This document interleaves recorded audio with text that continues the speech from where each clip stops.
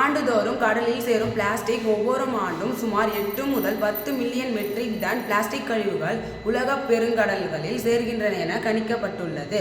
Micro பிளாஸ்டிக்கள் பொறுத்தவரை 2020ஆம் ஆண்டு கணக்கின்படி கடலில் அடியில் மட்டும் 14 மில்லியன் மெட்ரிக் டன்கள் மைக்ரோ பிளாஸ்டிக் துகள்கள் குவிந்துள்ளதாக கணிக்கப்பட்டுள்ளது.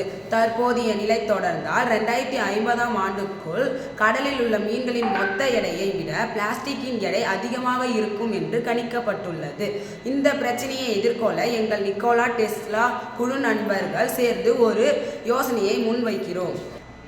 கடலில் இருக்கும் பிளாஸ்டிக் குப்பைகள் மீன்கள் உண்ணாமல் தவிர்ப்பதற்கு கடலில் மீன் போன்ற செயற்கை மீனை உருவாக்கி கடலில் விடலாம் எனவும், கடலில் உள்ள குப்பைகளை அந்த செயற்கை மீன் உண்ணும்படியும் ஆதலால் கடல்வாழ் உயிரினங்கள் கடலில் உள்ள குப்பைகளை உண்ணுவதையும் தவிர்க்கலாம் என நம்புகிறோம்.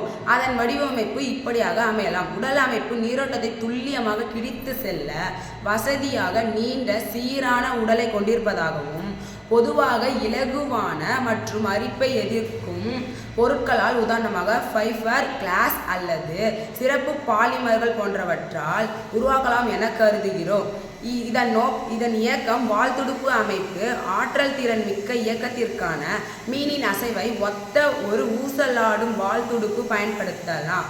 செயற்பாட்டாளர்கள் துடுப்பை அசைக்க மின்சார மோட்டார்கள் அல்லது அதிநவீன எலக்ட்ரோ ஹைட்ரோலிக் ஆக்டிவேட்டர்கள் செயற்கை தசைகளாக பயன்படுத்தலாம் என கருதுகிறோம். குப்பை சேகரிப்பு முறை வாய்ப்பகுதியில் உள்ள ஒரு சிறிய உறிஞ்சி அமைப்பு நீரோட்டத்தை பயன்படுத்தி மைக்ரோ பிளாஸ்டிக்களை உறிஞ்சி வடிகட்டி அமைப்பிற்குள் செலுத்தும். அதில் வடிகட்டி மற்றும் சேமிப்பகம் இருக்க வேண்டும். அதன்படி வடிகட்டி மற்றும் சேமிப்பகம் உறிஞ்சப்பட்ட நீரை வடிகட்ட நுண்ணிய வலை அல்லது மீன் செவுள்களை போன்ற வடிகட்டி அமைப்பு இருக்க வேண்டும். வடிகட்டப்பட்ட குப்பைகளை சேமிக்க நீர்புகா உட்கொள்கலன் இருக்க வேண்டும். சில வடிவமைப்புகளில் குப்பைகளுடன் ரசாயன பிணைப்பை ஏற்படுத்தும் சுய குணப்படுத்தும் பாலிமர் பொருள் அல்லது பயன்படுத்தப்பட வேண்டும் என கருதுகிறோம். இந்த செயல்பாட்டு திட்டத்தில் ஒரு சில இடர்பாடுகள் உள்ள போதும் கடல்வாழ் உயிரினங்கள் நாம் பாதுகாக்கலாம் என நம்புகிறோம். நன்றி.